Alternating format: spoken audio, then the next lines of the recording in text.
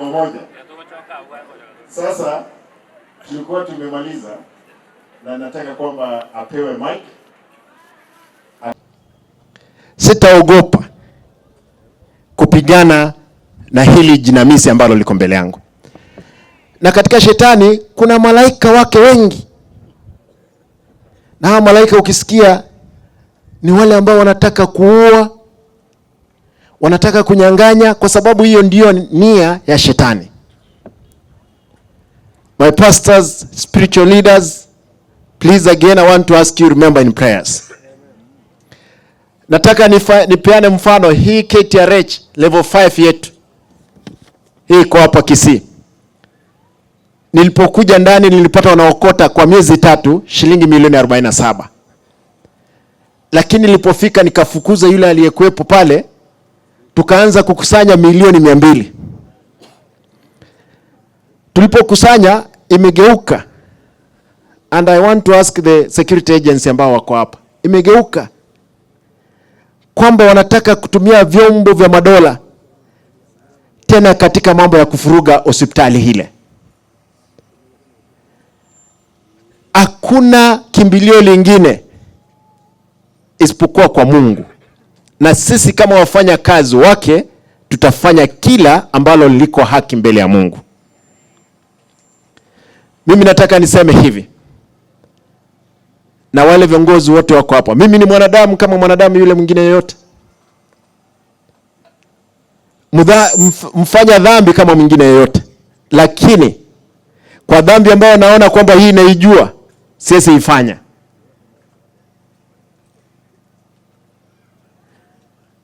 Kitu cha pili, kwa sababu na nataka niulize tu vyombo vya madola ambavyo vipo hapa, ambao ni security apparatus, tafadhali msitumike vibaya. Ninyi mko na oath ya kufanya kazi. Askari wetu, wale ambao ni waongozi wetu, nyote na waomba mfanye haki kwa wananchi hawa. Mimi leo hii pastors nashukuru. Kuna vitu siwezi, unajua kuna wakati mwingine tunasema kwamba tuseme haya mbele, lakini kwa sababu namuogopa Mungu acha niyaseme tu. Ni kwamba kulikuwa na mipango nyingi.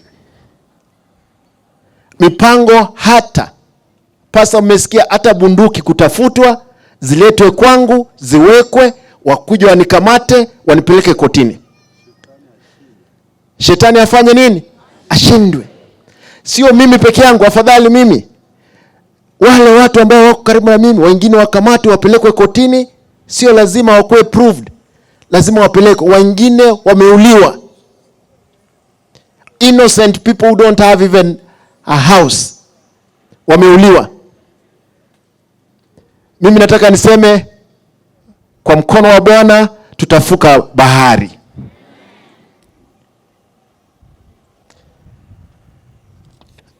Unajua mimi nilizaliwa katika familia ambayo haikuwa na kitu chochote. Hakuna mtu alikuwa anajua baba yangu, lakini Mungu alikuwa anaijua. Nimetoka kuwa mtoto mdogo, nikamaliza kidato changu cha 4, nikauza mboga, nikaja nikawa kansela, nimekuwa mbunge, leo hii ni gavana. Na mbele namuomba Mungu Baba anionee huruma ndio tuokoe nchi yetu.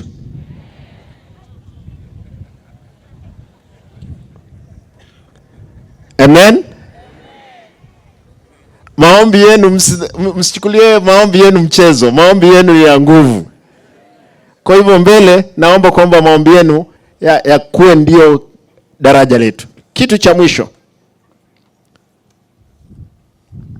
sisi hapa Kisii, wale wageni ambao mmekuja, rutuba yetu ni acidic. Iko na asidi 60%, 60% acidic. Lakini juzi pia mmeona mtu ambaye amepewa mamlaka ya kutengeneza fertilizer. Alifanya nini? Alitafuta mchanga, akaweka kwa magunia, akauzia wananchi. Tuombe Mungu awasamehe kwa sababu walijui wanalolifanya.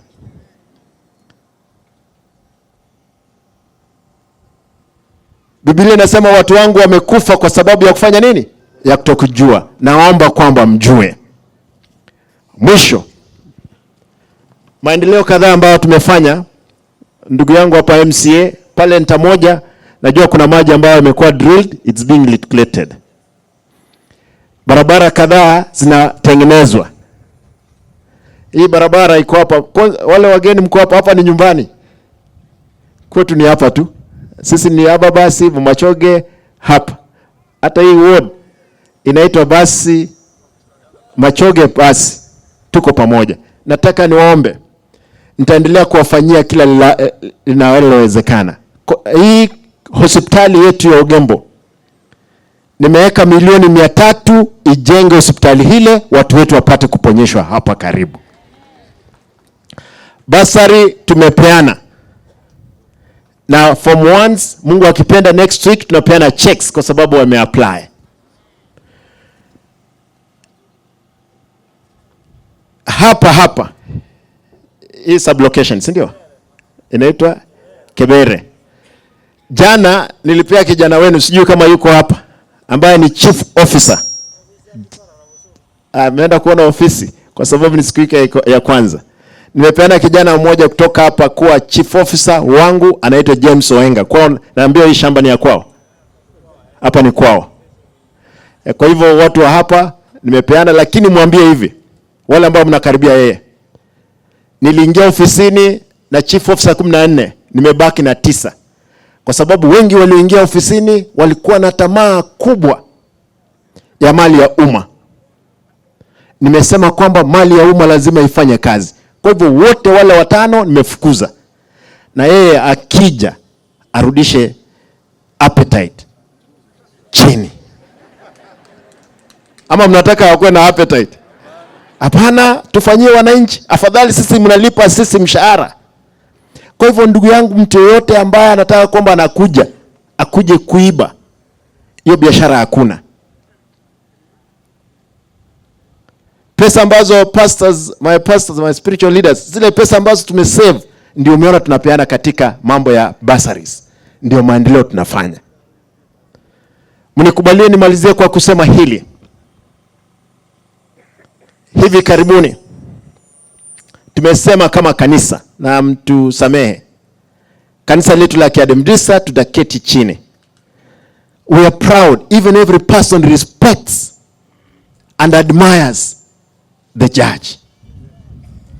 And in that spirit, we must sit down, we reconsider our position in the society. Haiwezi kuwa kwamba Wakristo, hata nikiangalia pande hii, MSDA ndio mwizi, pande hii pastor, pande hii church elder. Hapana. Tafadhali ambao umetangulia sisi, pastor, my president, Mr. President, your excellency, tafadhali mnapoondoka, akisha mmetuachia sisi kama watu wachanga ama vijana, kuhakikisha kwamba tumejenga jamii ambayo imesimama na kanisa linasifika, na Mungu asifiwe. Mnikubalie niachie hapo. I want to promise, kwa sababu sikutaka kupiga siasa hapa na sijaongea kitu cha siasa. Niwaombe nyote tafadhali, kama kanisa la Kiadventista, mkisema ndio ikuwe ndio. Tusiseme ndio ukimaanisha kitu kingine. Nikubalie niseme hili. Nilipokuwa nauliza ukansela by election 206 kule Riruta, nilikuwa nauza mboga jioni, naenda kutembelea watu. Nikaombewa makanisa si ya Kiadventista, yale ya kiroho 15. Kura ilipopigwa hiyo ya by election, nikapata kura 3. Wale mnajua Ng'ando race course pale, hiyo Ng'ando yote nikapata kura 3. Nikajiuliza, kwa sababu siku hiyo nilikuwa nauza mboga na faida ya mboga ni shilingi 200, 300. Nikajiuliza, wale pastors waliniombea walikuwa 15.